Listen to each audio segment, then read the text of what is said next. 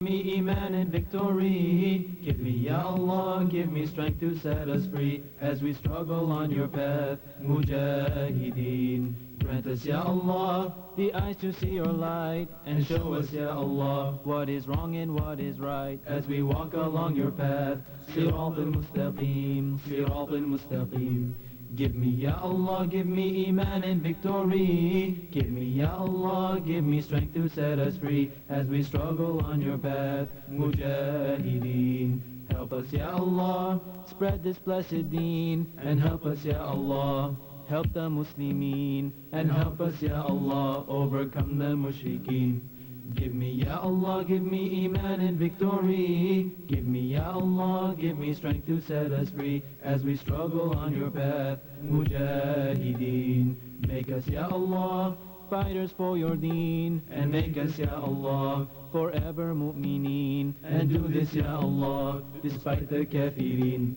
Give me, Ya Allah, give me iman and victory. Give me, Ya Allah, give me strength to set us free as we struggle on your path, Mujahideen. Give me, Ya Allah, give me iman and victory. Give me, Ya Allah, give me strength to set us free as we struggle on your path, Mujahideen.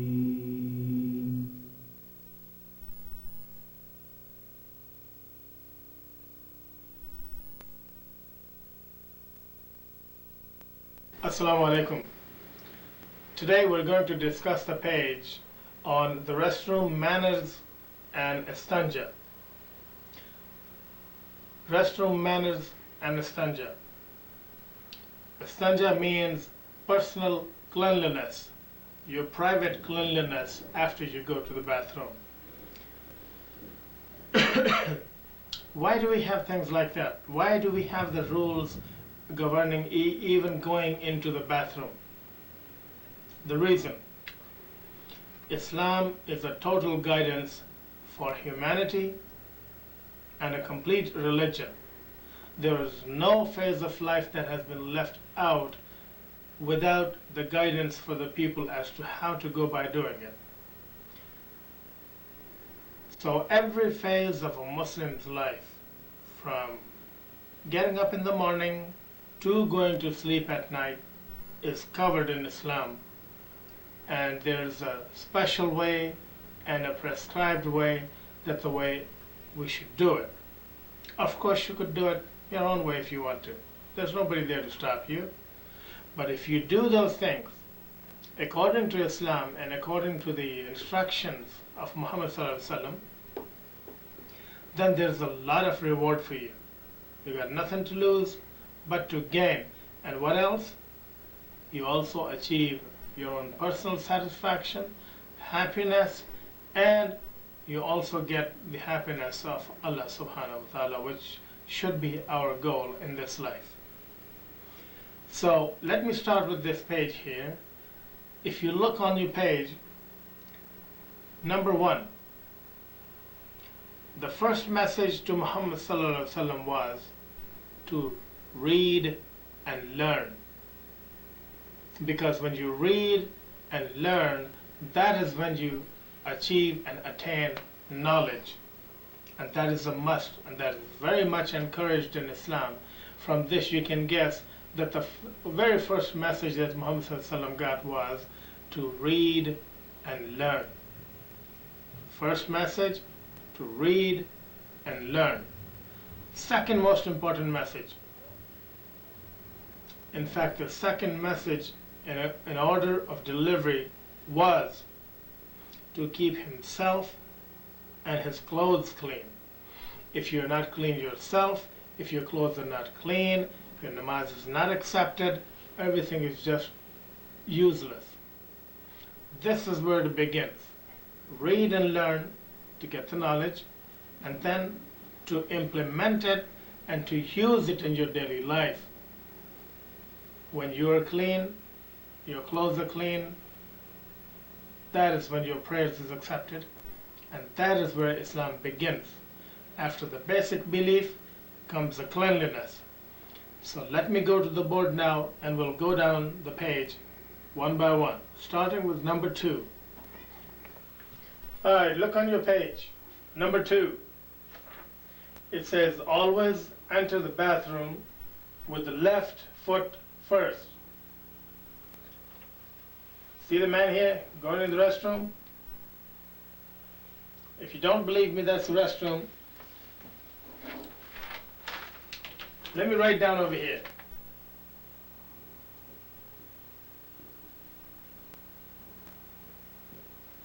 Now that is a restroom, isn't it? Well, he's going in the restroom with his left foot first. You could go with the right one. There's nobody there to stop you. But if you do it this way, it's a lot of reward for you. Plus, you know that you're doing the thing according to Islam. Look on number 3 now. Do not read anything from the Quran or talk or sing.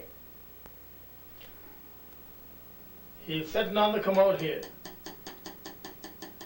So what you do is no singing, no talking, no reading anything from Quran. So in other words, do not talk or sing.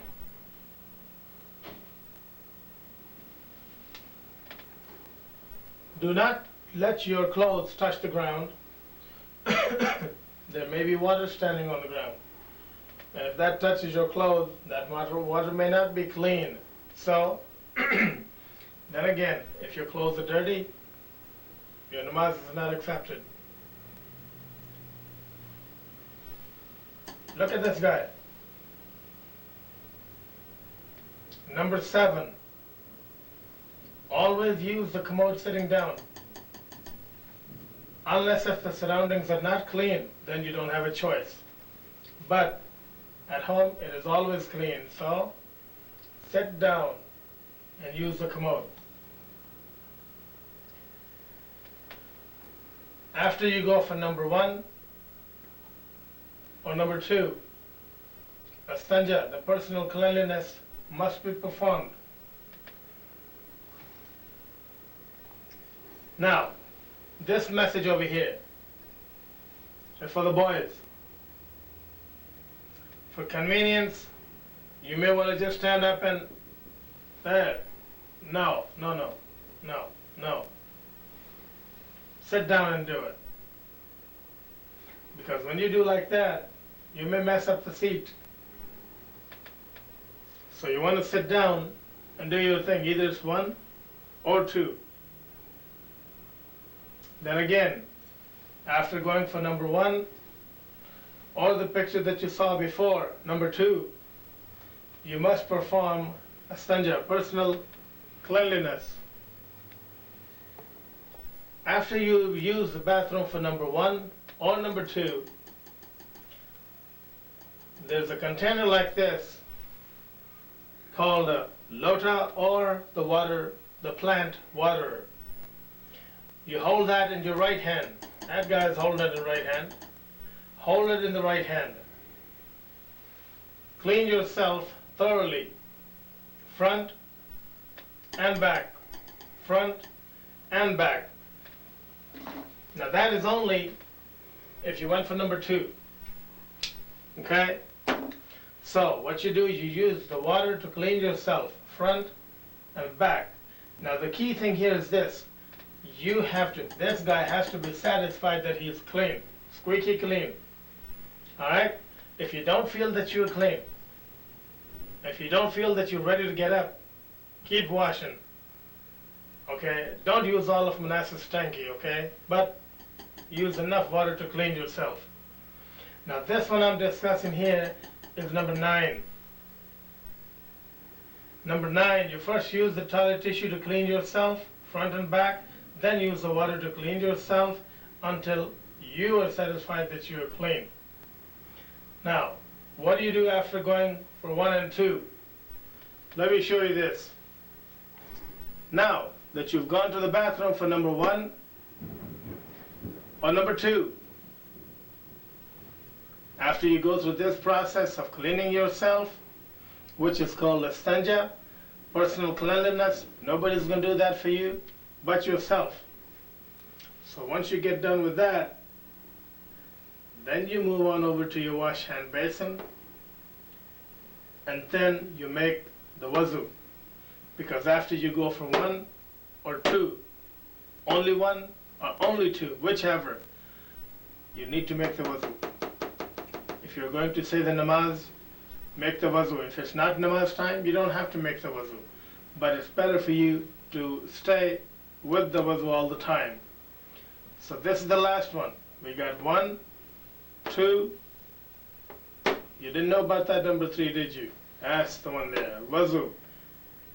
Ablution or cleaning for prayers. That concludes page number 1. But the same rule applies here. And even if you are not going to say the prayers, or it's not the time for the prayers, and you don't need to make the wuzu, you must wash your hands. Must wash your hands. You know why? Because if you go for number 1, and say for example a couple drops or so got onto your hands, and you just came out and said, wow, everything is fine, right? It may be fine for 1 or 2 times, but that's a good way of getting yourself the sickness of typhoid, which is a very high fever. You may lose your hearing, you may lose your eyesight. It's a very dangerous disease. This is where it comes from. The urine, okay? When that touches your hands, and then you go and eat with that, or use it in your nose or something, whatever, you could get the typhoid from that. So it's in your own benefit. Last step. Now you get up and turn around to come out. How do you come out? Any way you want? No. Islamic way is this. You come out with your right foot first, and you also read Alhamdulillah when you came out, so that God brought you out of the bathroom and you didn't just die in there and people come out and pick you out of there, and when you're not covered. وَمَا عَلَيْنَا إِلَّا الْبَلَاغُ. Assalamu alaikum. Spread this blessed deen and help us, Ya Allah. Help the Muslimin and help us, Ya Allah, overcome the mushrikeen. Give me, Ya Allah, give me iman and victory. Give me, Ya Allah, give me strength to set us free as we struggle on your path, Mujahideen.